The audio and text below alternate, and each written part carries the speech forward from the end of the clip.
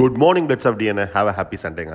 தீரு இனியா இவங்க 2 பேர் தான் பேர். இவங்களுக்கு மேலே வேறு யாரு கூட பேர் பண்ண மாட்டேன் அப்படின்னு சொன்னதுக்கு காரணம், பல பேர் கமெண்ட்டில் வந்து அதெல்லாம் பண்ணக்கூடாதுங்க, அதெல்லாம் பண்ணலாங்க அப்படின்னு காரணம் என்னென்னா, இந்த லவ்லினஸ் தாங்க.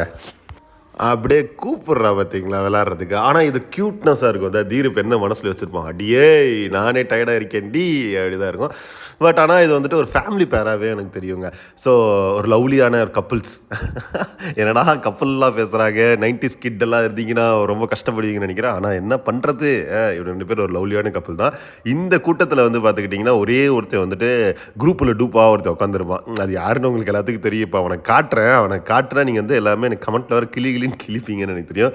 இதோ வந்துட்டான் எங்கள் சிங்கிள் பாய் ஆதர்ஸ்.